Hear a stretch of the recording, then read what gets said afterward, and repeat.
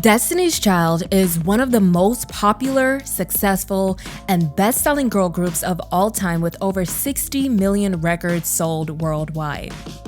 The group rose to fame in the late 1990s, early 2000s with their hit songs No No No, Say My Name, Bugaboo, Bills Bills Bills, Independent Women, and Survivor.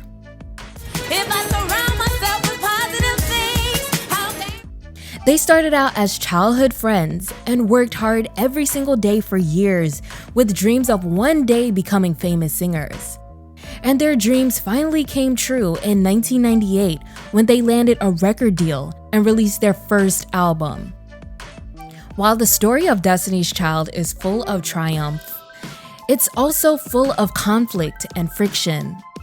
In the year 2000, the sisterhood came to a crashing halt when 3 members of Destiny's Child left the group under messy circumstances. There were lawsuits, allegations of fraud and favoritism, and many nasty interviews full of finger-pointing. Say my name, say my name. What name? Every time I learn the name, you kick the out the group. It was things that we were noticing for It was years. conflicts that were going on. Yeah, The for departure was like this. We always tried to work out our differences And communicate. between each other. We always tried to communicate, but we were having problems for a while now. Beyonce, you sound really like kind of hostile about this. I mean, has this been this whole the rumors and stuff? Has this really irritated you? Yeah, it's really old. We're kind of off of that now. It's clear that the group is Beyonce and the girls, so why don't you just go solo? No disrespect to the other girls, but we see how things are shaping up. You guys are on TV, the camera stays on you. You get the hottest Dior, they get your leftovers, and that's a compliment to you. Why don't you just go solo? Well, I don't think that the group is Beyonce and the girls. All of the bad seeds are now out of Destiny's Child. We've had changes in the group, and we finally found the recipe that is perfect. Destiny's Child has had a number of lineup changes over the last year. Right. Do you think that there's favoritism in that band toward Beyonce Knowles? Destiny's Child's highly publicized feuds made them a laughingstock, and reputations were damaged.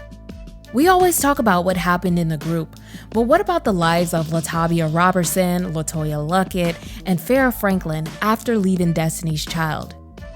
I'm gonna give you guys all the details from their experience as DC members to life after their departures.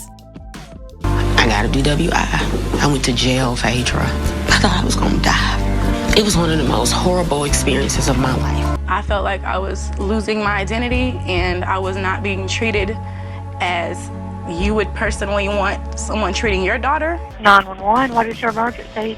Yes, ma'am. I have a female that is causing some disturbances at my house. She won't leave. Who is she? She's Farrah Franklin. I think she's hysterical on drugs or something. I'm not sure, ma'am. But before I give you guys the rundown on things, I want to thank Atlas VPN for sponsoring today's video.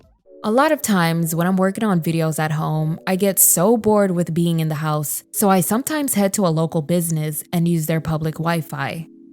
Everybody knows that public Wi-Fi is not secure and puts your personal data at risk of being compromised by hackers. Atlas VPN will protect your data and hide your online behavior from third parties. It also gives me access to all of my favorite shows and movies that are either blocked or aren't available in America.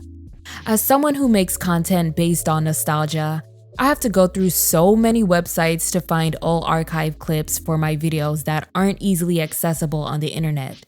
So it's super convenient that Atlas VPN not only hides my IP address and stops websites from tracking my info and spamming my email, it also allows me to browse exclusive content from over 30 countries on my favorite streaming services ad-free with its ad blocker feature. As far as I know, they currently have the best VPN deal on the market at the moment. You can get a 3-year subscription for just $1.99 a month with a 30-day money-back guarantee. Follow the link on the screen or click our special link in the description box to get access to Atlas VPN for 82% off. Thank you again to Atlas VPN for sponsoring today's video.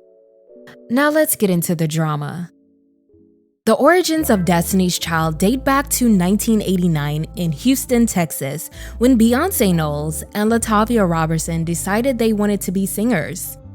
Beyonce had been participating in talent shows and competitions with the help of her parents, who realized that their daughter was destined for superstardom and decided to pour into her.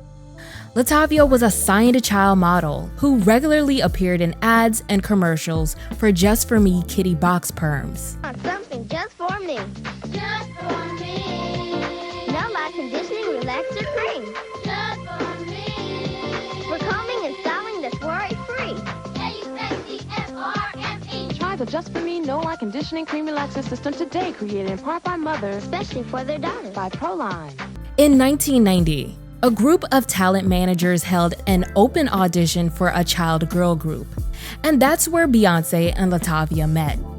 Both girls were chosen for the group and became best friends in no time.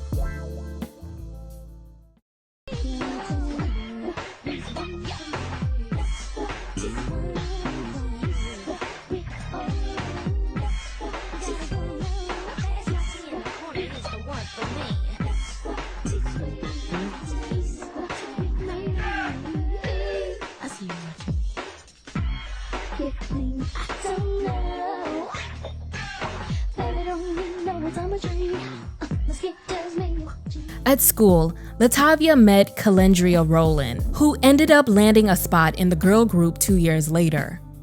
Kelly eventually met Beyonce during one of the group's rehearsals. They were managed by Brian K. Moore and Andretta Tillman. Andretta was one of the co-founders who invested in the girls, and she was the driving force that led them to their success. Kelly eventually moved into the Knowles household since her single mother was a full-time nanny and couldn't fully be present for Kelly's career. When Kelly moved in with Beyonce's family, the main focus was improving her talent.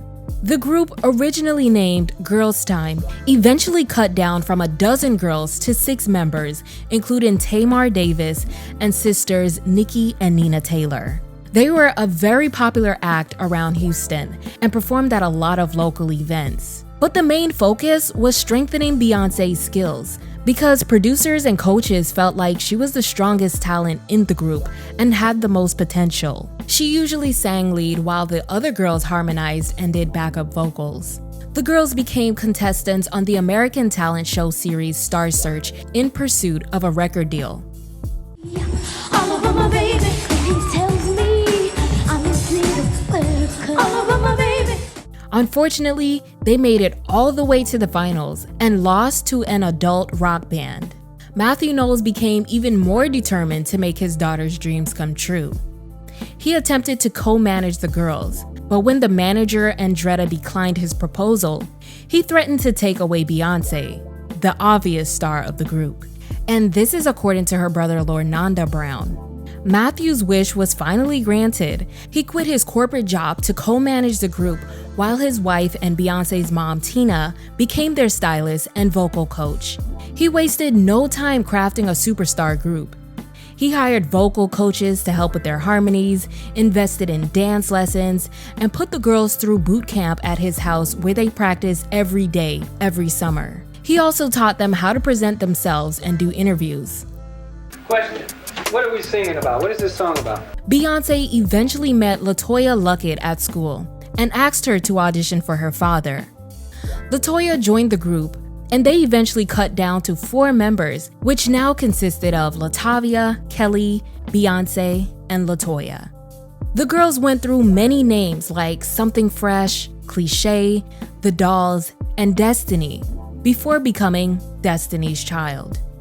Matthew was mailing out dozens of packages full of tapes, demos, and photos to record labels. The girls started opening for major R&B acts like Drew Hills and SWV before finally landing a recording contract with Elektra Records in 1995.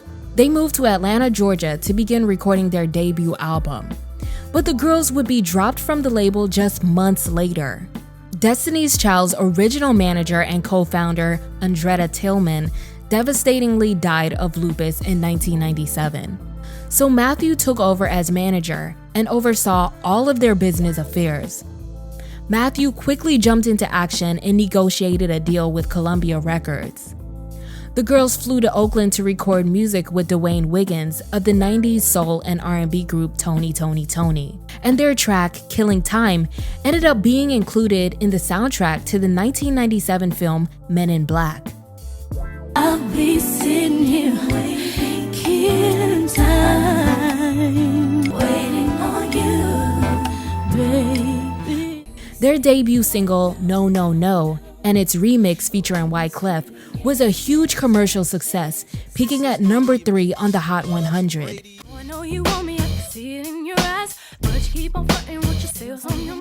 But the hit song failed to generate enough buzz for their self-titled debut album, and it only reached number 67 with disappointing sales. But they still managed to win 3 Soul Train Lady of Soul awards and appeared on the soundtrack album of the romantic drama Why Do Fools Fall in Love.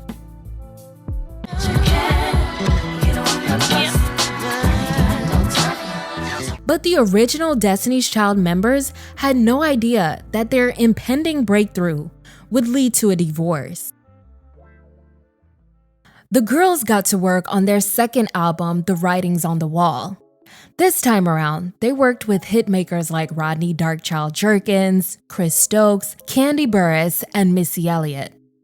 According to LaTavia and LaToya, the tension started during the recording of the group's second album. They alleged that Matthew was positioning his daughter Beyonce to be the main singer, which would lead to a solo career, and also accused him of not paying them equally. The two girls say Mr. Knowles showed favoritism towards Kelly and Beyonce and refused to share financial information with them and their parents. Beyonce and Kelly were able to afford cars, and they weren't, so they had questions. In 1998, LaToya and her mother, Pamela Luckett, filed a suit in Harris County against Matthew after he allegedly refused to provide them with an audit of the group's finances. Pamela also complained that he had police forcibly remove her from a tour bus in Baton Rouge, Louisiana, when she had come to the aid of her asthmatic daughter. Matthew said it was because Pam wasn't covered by the insurance company to ride in the bus, so he had to remove her. But through the behind-the-scenes drama, the girls released 2 hits. The lead single, Bills, Bills, Bills, off the sophomore album was a huge Billboard chart topper, and the second single, Bugaboo, was also a hit. And these 2 songs turned them into one of the world's biggest groups. The album, The Writings on the Wall, was released on July 27, 1999, debuting in the top 10 with over 132,000 copies sold in its first week. But the problems persisted. Both LaToya and LaTavia demanded new management for the whole group or their own separate manager. They also sought legal advice from lawyers who informed them that upon turning 18, they were no longer legally bound to contracts signed as minors. In December that year, the girls wrote to Matthew to say they intended to terminate their contract with him as their manager, but had no intention of leaving the group. However, Matthew allegedly did not respond to the letter. Beyonce responded with her own letter to the girls, published by Vibe magazine, that read, "I have shared some of the best moments in my life with the 2 of you by my side. I have also shared some of the worst. I never complained when you didn't sing one note on numerous songs on the album. I've never complained that when I was working my butt off in the studio, as I did on the last album, that the 2 of you were both either sleeping or on your phones approximately 80% of the time. I never complained that the 2 of you were lip syncing to my vocals on some of the videos and on stage. In fact, I only helped make our contributions appear to be equal to the public. Approximately every 3 weeks or less, there is drama caused by one or both of you. It has been this way for at least the past 2 years, and I don't deserve this." End quote. Kelly also responded with her own letter, and Tina backed both claims by the girls, saying that there was drama from the time LaToya joined the group, and that both girls had made everyone miserable. When the music video for their #1 hit song Say My Name premiered on February 15, 2000, LaToya and LaTavia found out they were dismissed from Destiny's Child and replaced by Farrah Franklin and Michelle Williams. You know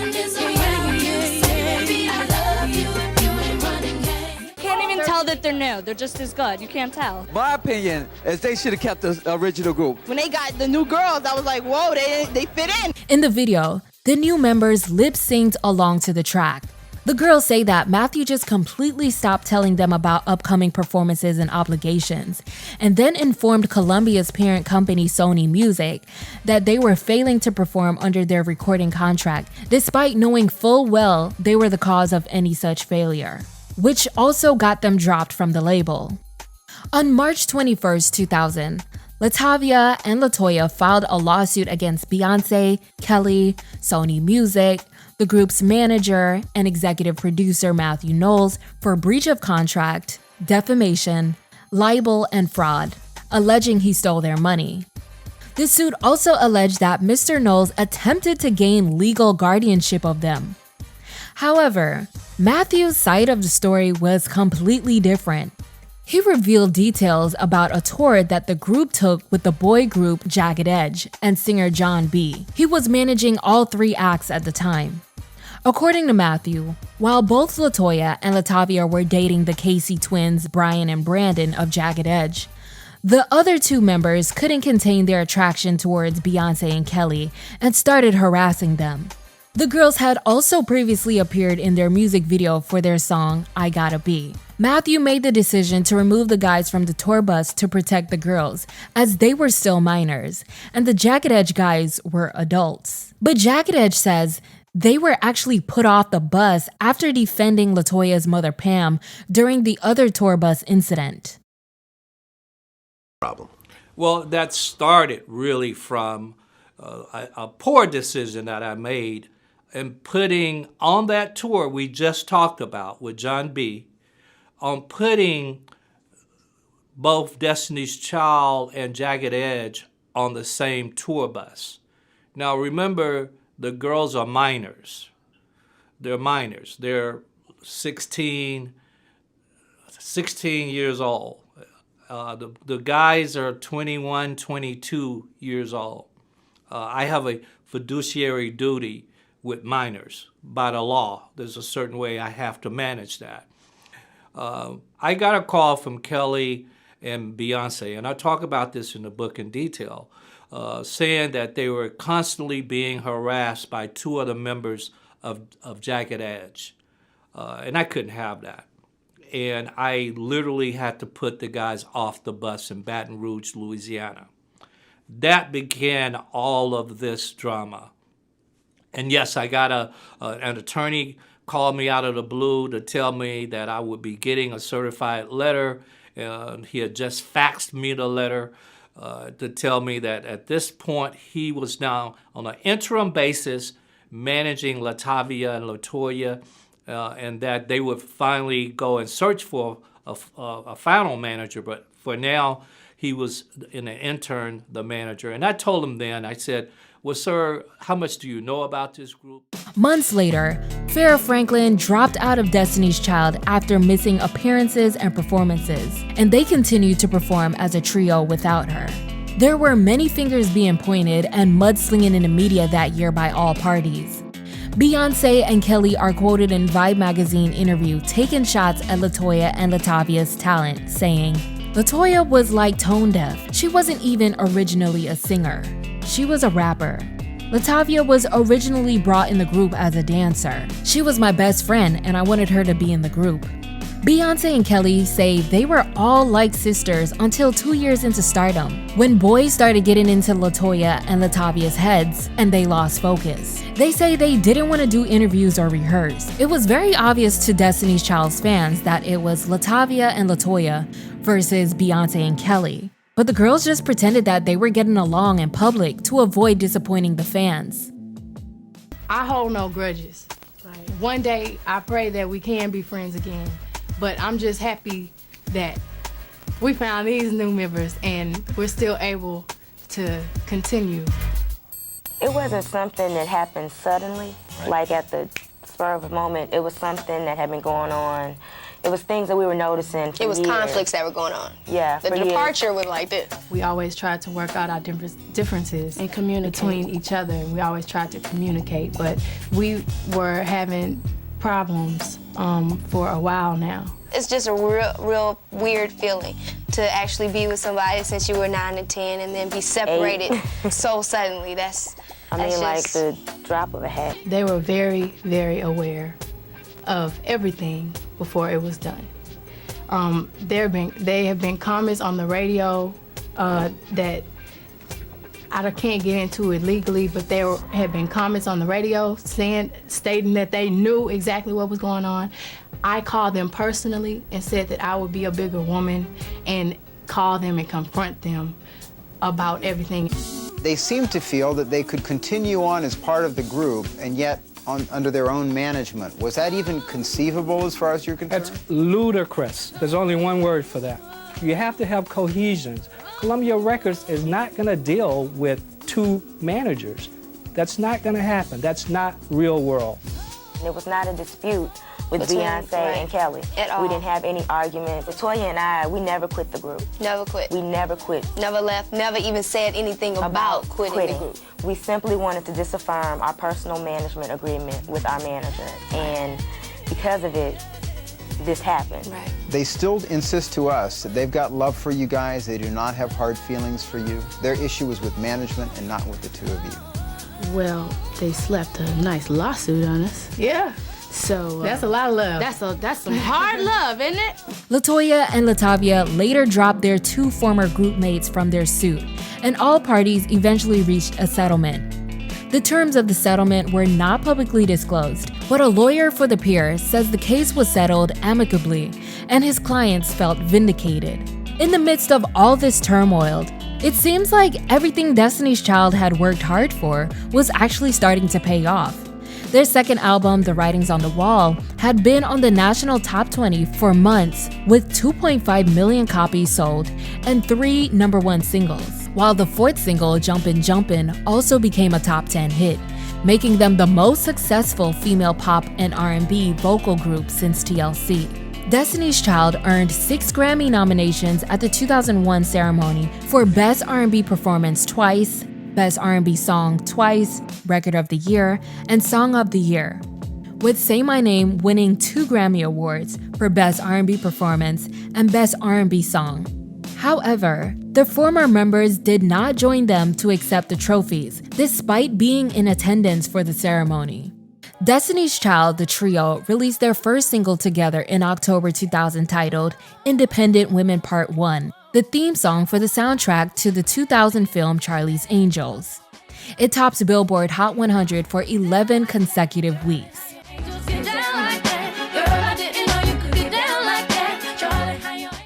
In March the following year, they followed it up with the lead single of their 3rd album titled Survivor, another hit record. Their single Bootylicious was another #1 hit. Their first album as a trio titled Survivor debuted at #1 on the US Billboard 200 with first week sales of nearly 700,000 copies, the highest first week sales figures of any female group in the SoundScan era, and it remained in the top 10 for 13 consecutive weeks. Unfortunately for them, their highly publicized drama was just as big as their music, and at times, their beef overshadowed their success. The media just couldn't stop buzzing about it. The 2 members that aren't with us tonight, these are the 3 members. What do you mean? Next question, please. And as you can see, this girl here has a sticker on her face. Her name is Shalakwa, and we had to get rid of her. Because she had these girls hold a real special place in our heart, because they are the first 3 members that we kicked out. We got a little bit of Destiny's Child here tonight. That's right. Got the new hit song, Say My Name, Say My Name. What name? Every time I learn the name, you kick the out the group. I say your name.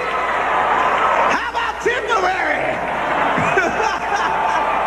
Something. Yeah. This I thought was important. Go ahead. Following the split, Kelly and Beyonce recruited 2 new members, Michelle, who is still with the group, and Farrah Franklin, whose time was short.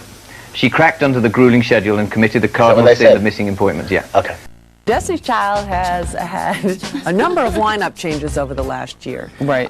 Do you think that there's favoritism in that band toward Beyonce Knowles? Obviously there is, because she is, you know, she's producing the songs, she's writing the songs, she's singing lead on many of the songs. I mean, it's completely parallel to what happened to the Supreme. 5 months after joining Destiny's Child, Farrah was booted from the group for allegedly missing promotional appearances. Destiny's Child were now a trio. Hey, I heard you guys are short one member. Are y'all looking for a fourth member? No, we don't want no more chaos.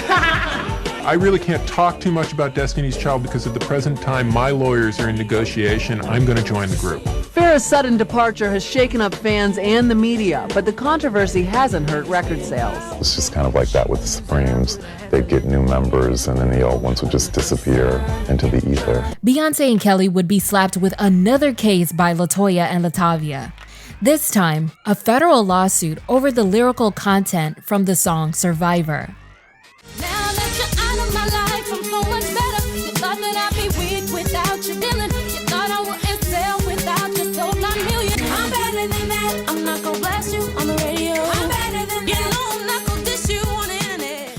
The former members claimed that the song was a violation of the previous settlement with Beyonce Knowles and Kelly Rowland, which prevented either party from making any disparaging public comments.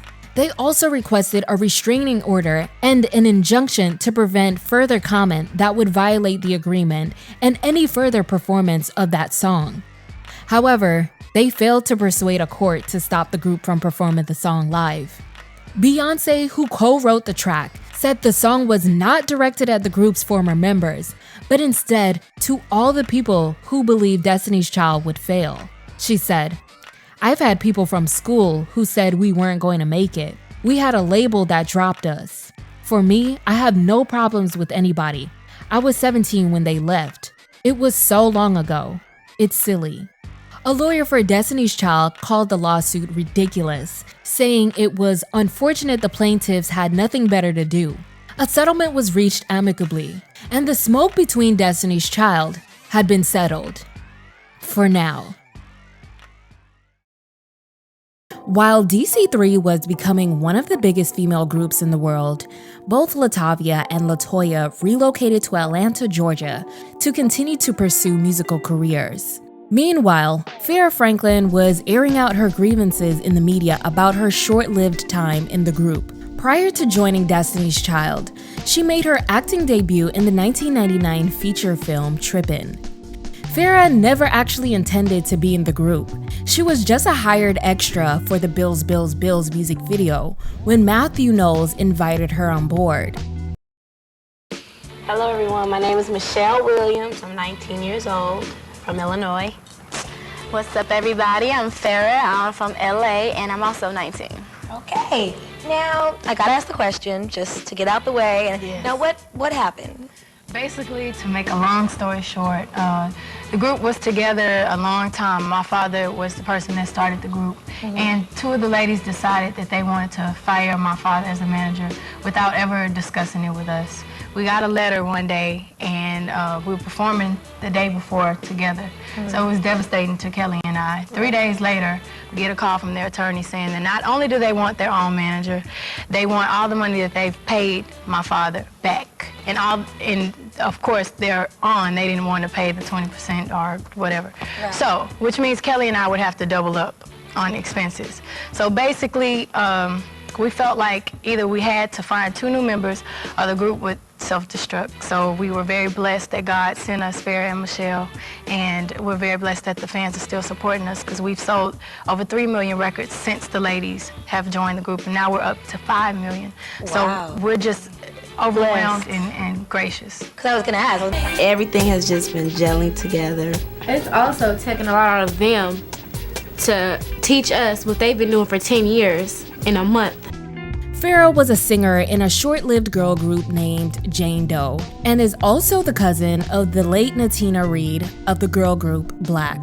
Farrah contributed vocals to remixes of the group's original songs, as well as some songs on their Survivor album, released after her departure, like their song Independent Women. After a few live performances, promotional appearances, and an appearance in the Jumpin' Jumpin' music video, Farrah's time in the biggest girl group came to an abrupt end. According to Farrah, she found out she was fired from the group when Beyoncé announced it on MTV, claiming that she showed disinterest in being in the group and intentionally missed 3 separate promotional tours. Beyoncé said, "We're sorry that Farrah won't be with us for the long run, but we wish her the best in the future. It wasn't a management decision, it was a group decision." All of the bad seeds are now out of Destiny's Child. We've had changes in the group, and we finally found the recipe that is perfect. I'd like to say that one of our members couldn't make it today, but because we love you so much, we still have to come and give you a wonderful show. Phone the 3 remaining members of Destiny's Child, Beyonce, Kelly, and Michelle. We have to say that Farrah was not kicked out of Destiny's Child. She actually didn't show up for 3 major promotional events. So we all agree that Farrah... Being a member of Destiny's Child is definitely one of the hardest jobs in the industry because Destiny's Child works so very hard.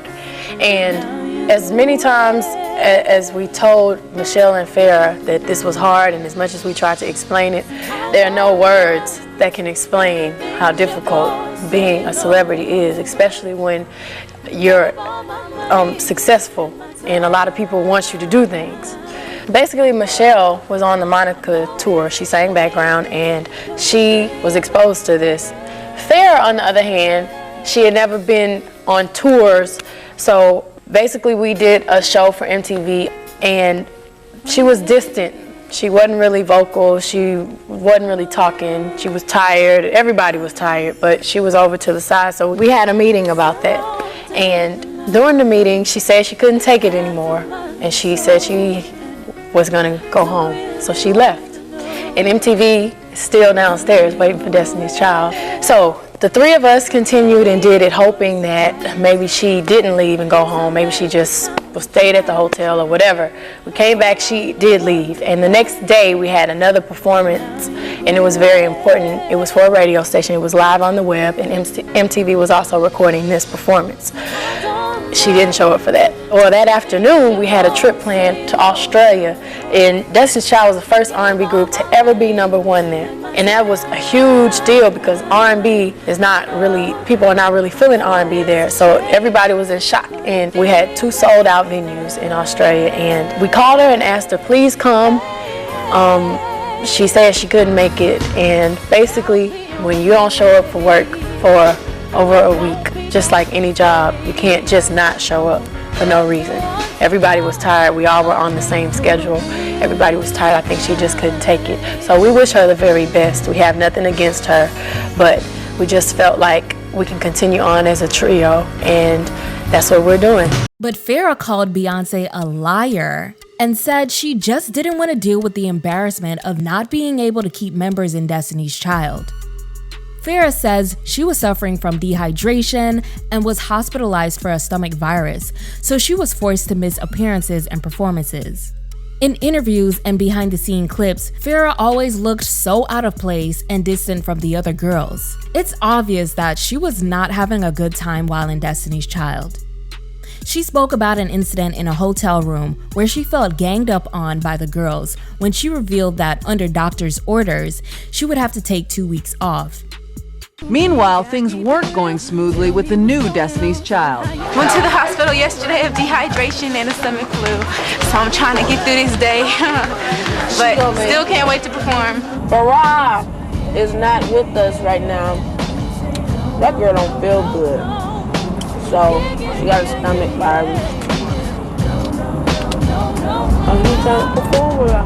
We're back, y'all. Right. And as you can see, it's only 3 cheering in Destiny's Child here. Farrah, you know, earlier she was telling y'all how she wasn't feeling well. Her stomach virus is kicking in right now, and she unfortunately can't spend the rest of the day with us.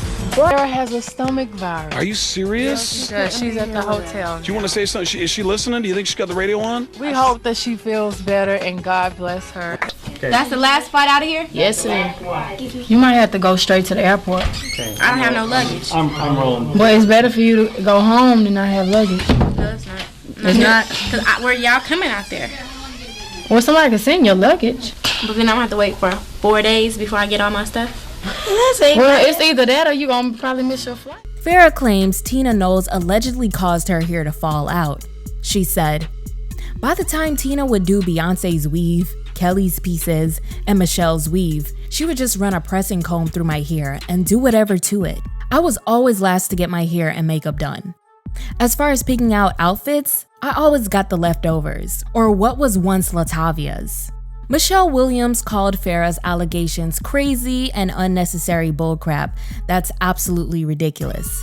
It was also revealed in that same Vibe magazine interview that it was Matthew's idea to make Michelle drop her ethnic name Tanitra and go by her middle name Michelle. Farrah also later alleged that Matthew Knowles invited her to a hotel room to meet and speak with him, but instead, he allegedly tried to come on to her. Allegedly. Of course, Matthew tells a different story. He says Farrah failed to show up in Australia for their tour after saying she was getting on the plane. He said, "The bottom line is that Farrah didn't show up for work. I don't care where you work, whether it's a production line or whatever. If you don't show up, you're going to get fired. I just don't think she knew what she was getting into when she joined the group. Farrah had no idea how hard Destiny's Child worked. We're the hardest working act on our label. Beyonce and Kelly have never missed a show ever." This is another complicated story, and I don't think we'll ever know the truth to it, so let's move on. Back in Atlanta, LaToya Luckett and Latavia Robertson had formed their own girl group named Angel. Right after their departure from Destiny's Child, Linda Casey, the mother of the Jagged Edge twins, held a talent search in Connecticut to scout out members for the group. Natasha Ramos, Natty Quinones, and Tiffany Baudouin were added to the group before they eventually became a trio.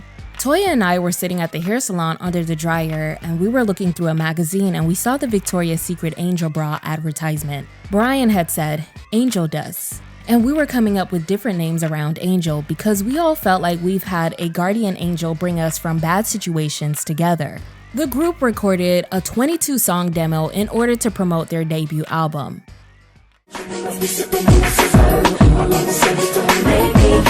Normally I wouldn't even entertain this. A lady should never have to follow purpose. Coming to my house really got me twisted. We wouldn't be forever, but I never thought this would be going down. You ain't jack to me, and I wish I never met you, 'cause the truth of the matter is. The Casey twins helped out with songwriting and production. Angel made many public appearances and also appeared in the music video for Jagged Edge's Where the Party At remix. They described their sound as danceable R&B with emphasis on harmonies. Angel was a part of Jagged Edge's label 581 Entertainment under So Def Recordings, who was under Columbia. Check into my hotel room, my bed is so cold, and I just wanna go home and be there with you. I've been feeling so alone. Every time I check into my hotel room, my bed is so cold, and I just wanna go home and be there with you. Oh, I'm missing you, boy. I'm missing you, and all the things that we used to do. And you have to be thrilled because you know you got the stuff here. I mean, obviously, we're going to hear you sing in just a moment, but you really are poised and ready to launch. And that, for you two particularly, has to feel amazing. Yeah, very blessed. It's amazing for us, too. We're so glad to have them. Everything has gone so well with us.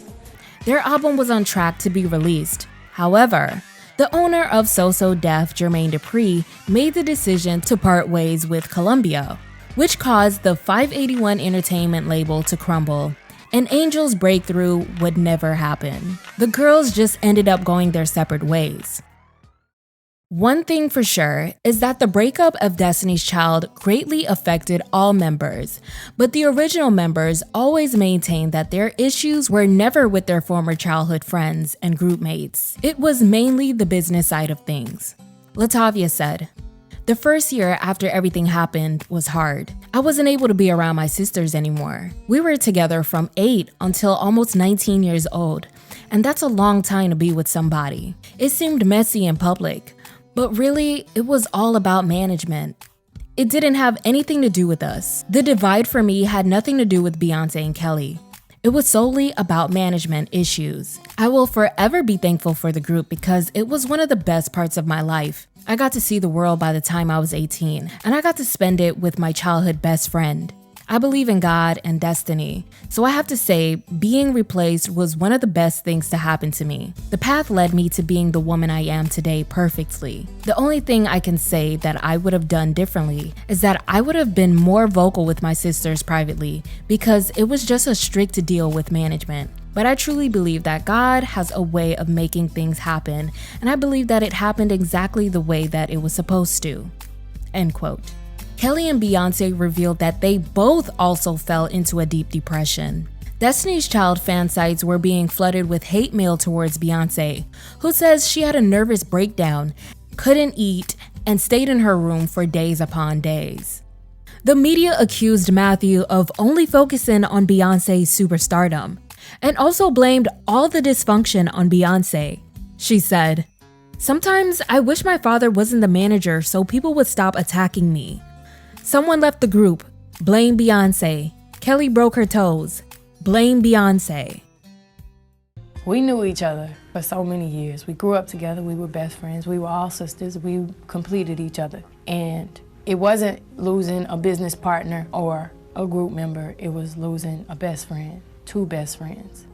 And it hurt very, very, very bad. And still to this day, I have dreams about them. And I still miss them sometimes. And it's so sad. And it's so unfortunate that all of those years, you know, it happened like that. And we would have never thought, when the first album came out, I would have never thought that we would end up not being together. We had been in the house just sad and me in a depression. I just remember her being really sad and staying in her room for a long period of time. I remember going into that room and pulling the shades up and saying, "You gotta sit up, you gotta get on your knees and pray, and you know, we're gonna get through this." She always told us that it's okay to be sad, but just don't lie in it. You have to get yourself up, you have to get your spirits up, don't just lay there. And Matthew was like, everything's gonna be okay. Even when things were at their worst, everything was gonna be okay. As long as it was Beyonce and Kelly doing the singing, the belief of all of us is that it would make a major difference, and sure enough, it didn't. Matthew, Knowles, and Beyonce, that's the root, that's the tree, don't get it twisted. Everything else is a branch or a leaf. Beyonce, you sound really like kind of hostile about this. I mean, has this been this whole the rumors and stuff? Has this really irritated you? Yeah. And it's really old. We're kind of off of that now. We sold 6 million records since then. We don't really discuss any of that, the old rumors and all that stuff. They've died down. We're just happy now that we were able to move on with the 2 new members and we were still successful. But it's clear that the group is Beyonce and the girls, so why don't you just go solo? No disrespect to the other girls, but you know, we see how things are shaping up. You guys are on TV, the camera stays on you. You get the hottest Dior, they get your leftovers, and you know, that's a compliment to you. Why don't you just go solo? Well, I don't think that the group is Beyonce and the girls. And I definitely don't get the hottest looks, and the cameras definitely don't stay on me. Oh, come on. I sing the lead, and like in SWV and in any other group, when someone sings the lead, then the camera is on them because they're singing the majority of the song. LaToya Luckett, on the other hand, decided to pursue a solo career. She signed with Capitol Records in 2004 and released her first track called You Got What I Need.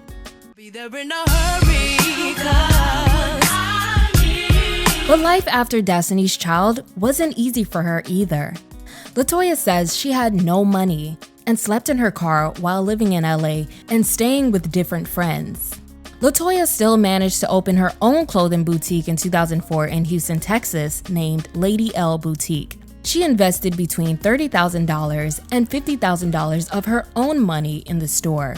She also says she felt insecure about her singing voice. In 2005, LaToya released another single, All Eyes on Me. But this song failed to make waves like the first song. That year, she was featured on a track titled My Promise by her label mate, singer Houston. Baby, I need you. I feel the... She also contributed the song What Love Can Do for the soundtrack of the 2005 biographical drama film Coach Carter. Around this time, she started dating Houston rapper Slim Thug, and the couple even collaborated on a track together. LaToya released her breakout solo single Torn in March 2006.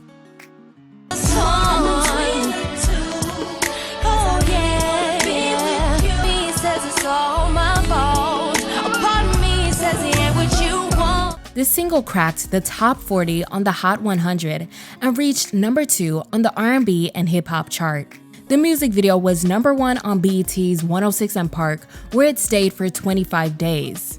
But the other singles failed to repeat the same success as Torn.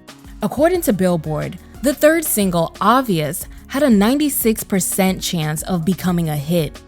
But due to the merging of Capitol Records and Virgin Records, all funding for the album was halted until the completion. This move also affected the release and promotion for other artists at the label like Janet Jackson, Chingy, and Cherish. But her self-titled debut album was released on July 25, 2006 and opened at number 1 with first week sales of 165,000 copies. Production of the album was handled by R&B hitmakers like Jermaine Dupri, Scott Storch, Teddy Bishop, Brian Michael Cox, Jonte Austin, and Just Blaze. That year also marked LaToya's first time speaking with her former friends and Destiny's Child group mates. She said, "I saw them a couple of days ago for the first time since all of the original chaos occurred. We were all excited to reunite. We conversed for 2 to 3 hours on clothing, shoes, new designer bags, and the current activities in each other's lives. We have all matured and grown in so many ways that it's ridiculous, but for the most part, it was cool." LaToya released 2 more studio albums that failed to replicate the success of her debut. But she did find major success as an actress. She landed roles in movies like Preacher's Kid and Killers alongside Ashton Kutcher, as well as major roles in television series like VH1's Single Ladies and Greenleaf. When Angel disbanded, LaTavia Robertson had a hard time jump-starting her solo music career. In 2005, she was invited to replace Candy in the group Escape when they were attempting a comeback, but LaTavia declined. Instead, she began working on her own music with producers like Scott Storch, Swizz Beatz, Polo da Don, and Andre 3000 for her solo debut. But those plans went cold, and no solo album by LaTavia would be released. She had a difficult time dealing with the aftermath of Destiny's Child. After her departure, she struggled with depression and addiction. Over the years, LaTavia made a number of appearances on reality shows like Boulevard of Broken Dreams and The Real Housewives of Atlanta, before becoming a main cast member of R&B Divas Atlanta Season 3. I mean, I've always thought about doing a one-woman show. Your story is amazing. Heartbreak, the rise, the fall, and the comeback. All we gotta do now is just put everything into motion. So that I can help you, I want you to tell me who you think that you are, who you know yourself to be. You know, I got that audition for the group the same day that Beyonce was there. It was something great that happened. We had sold over 20 million records, 2 Grammys. It was the most wonderful thing that's ever happened to me. Obviously, the story goes wrong somewhere. I was told by somebody in the group, you know, you don't even do enough in this group to even have an opinion. From there, you were basically just fired. Pretty much. That had to be devastating. It was very devastating. I can't even imagine it. It was like a marriage that it went wrong. Before I knew it, I was just trying to numb so much stuff, drinking all day, every day. I didn't even recognize myself in the mirror. I got a DWI. I went to jail for Hatra. I thought I was gonna die. It was one of the most horrible experiences of my life. Thank you. I didn't come here to cry. I didn't either. I'm just tired of being where I've been. I know with the right opportunity, you're gonna come back. I mean, you just a diamond in the rough. I mean, you just need to be polished, baby. I'm just ready. I'm ready to work. We need to. Just like LaToya, Latavia also faced insecurities about her singing. She went on to do different business ventures like stage plays, hair extension companies, and sports management. In 2013, she gave birth to a daughter. Then 3 years later, she would suffer a heartbreaking loss of a daughter after experiencing complications during her second pregnancy. She spent the year of 2017 working on her autobiography, I Am Latavia, and developing a docu-series based on her life. She also released her first song as a solo artist. A lot of people have called Latavia bitter over the years since she's always been vocal about her experience as a member of Destiny's Child. But she says she's made peace with her 2 former childhood friends and group mates long ago, and has always maintained that she's a fan of Beyonce's music. When Beyonce was doing the Fighting Temptations, we saw each other, we hugged each other for a very long time. There was nothing but love, and there were people surrounding us that saw us interacting. I spoke with Kelly briefly some few years ago. LaToya was at the hospital when I gave birth to my daughter. I actually just spoke to her about her engagement. Then we have Farrah. I felt like I was losing my identity and I was not being treated as you would personally want someone treating your daughter if the tables were switched around. And I just couldn't, handle the situation anymore. I had to leave. After her departure from Destiny's Child, Farrah Franklin wasted no time jumping into her solo career. Immediately after leaving, she appeared on the cover of The Art of Macking by Tariq Nasheed, which was kind of lowbrow for a lot of people. In 2002, she signed a record deal with For Real Entertainment, the label created by Nelly and the Saint Lunatics that was later renamed Dirty Entertainment. Her first single, Get At Me, features Method Man.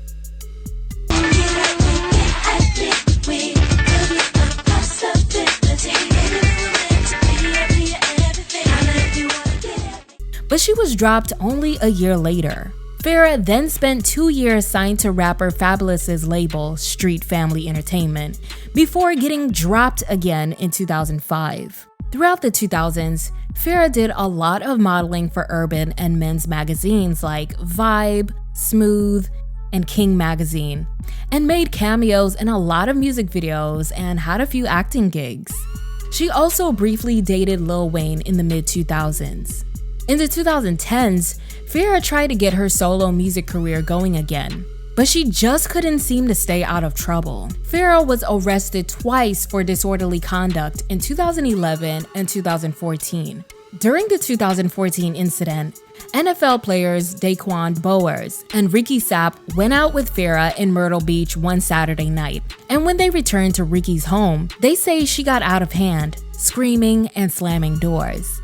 It was apparent to them that she was intoxicated. The athletes called the police, and once they arrived, Farrah was found lying down in a neighbor's front yard after claiming she was going to sleep in the woods. The NFL players also told cops that Farrah may have been doing drugs since she would go to the bathroom for extended periods of time.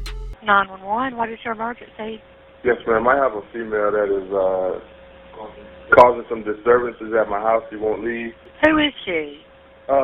She's Farrah Franklin. I think she's hysterical on drugs or something. I'm not sure, ma'am. Okay, hold on a second. She had too many drinks, and I think she's on drugs, and she just wasn't herself. Where's she gonna go if she leaves walking? I don't know. She's left walking. She's in the neighborhood. I'm not sure, but she was being disobedient. My cousin asked her to stop slamming doors in his house. In 2016, she was busted again for public intoxication after drunkenly arguing with a man at around 3 a.m. outside of a gym in Atlanta. Police say Farrah smelled of alcohol, had bloodshot eyes, and slurred speech. Authorities say they discovered a green leafy substance in her purse they believed to be marijuana. Farrah tried doing reality TV, appearing on Millionaire Matchmaker, and a failed pilot of a reality TV show about ex-members of girl groups. Nobody knows each other's full stories. Right. Except for I've been in 2 multi-platinum successful groups. And they weren't disbanded. And I've been in the biggest one and they're still together. I know, but you weren't in it. I wasn't in it. I sold 19 million albums on Say My Name. I know, but did you? Did I what? Ask. Did you? Absolutely, I sang. Say my name, say my name. I'm 27 years old. Farrah Franklin. I like her name, though. I'm most recognized for being a former member of Destiny's Child. She's cute. I love her. My occupation is a singer, songwriter, mogul. I own a film company called One Love Pictures. I know you're Miss Diva, singer, actress, was in Destiny's Child, but can I be honest with you? If you pull this with guys, you're going to be single for the rest of your life because you cannot be 3 to 4 hours late. It's unacceptable. We did a lot of work in 24 hours. But nothing really stuck for her. In the past decade, all of the other Destiny's Child members seemed like they were finally at peace with what happened in the past. But Farrah made it clear that she still had a lot of smoke and vitriol towards her ex-bandmates, more specifically towards Beyonce and her father Matthew Knowles. She constantly revisited the drama in interviews, even after addressing it in every single interview since the year 2000. Maybe she's still upset she didn't get to experience all of the success that was ahead of the new Destiny's Child. When Destiny's Child finally found stability as a trio, they achieved even greater milestones than the original lineup. They spawned many more international hits like Lose My Breath, Soldier, and Cater to You. They came together again in the studio in 2004 to record their 4th and final album, Destiny Fulfilled, before officially disbanding in 2006. Beyonce, Kelly, and Michelle all went on to focus on their successful solo music careers. The trio has since reunited many times for music videos, song features, and performances. And of course, we have Beyonce's solo career, which needs no explanation since she was the group's focal point since day one. She's become the world's biggest pop star since branching out as a solo artist. In 2011, the mega superstar and entertainer was giving the prestigious Artist of the Millennium Award at the Billboard Music Awards. During her acceptance speech, LaToya Luckett and Latavia Robertson were among those she thanked, proving that the beef was long behind her. I'd like to thank Kelly and Michelle from Destiny's Child. I wouldn't be standing on the stage if it wasn't for y'all. I'd also like to thank the original members of Destiny's Child, LaToya Luckett and Latavia Robertson. However, Farrah's name was not mentioned. In 2018, Beyonce reunited with both ladies backstage at her On the Run 2 tour. It also looks like Farrah wasn't invited for this reunion either. I'm sure it wasn't easy for LaToya and Latavia to watch Destiny's Child become one of the biggest girl groups in the world without them, especially with the way they were removed from the group. I think Matthew Knowles was really trying to look out for all the girls because he believed in them, but maybe he was also focused on launching his daughter's solo career. As for Farrah, I'm sure she was bitter as well because she was missing out on all of the success of Destiny's Child, but she didn't seem like a team player and looked very miserable the entire 5 months. This highly publicized drama is also what shaped Beyonce into the public figure that she is today. The messy comments and interviews just weren't a good look, and her reputation took a pretty big hit very early in her career. People used to criticize her attitude and call her unlikable. And I think that's why she barely even does interviews and stays to herself and just makes her music and art the main focus of her career. Let me know your thoughts in the comments below, like this video, and subscribe to Black Femininity TV for more content.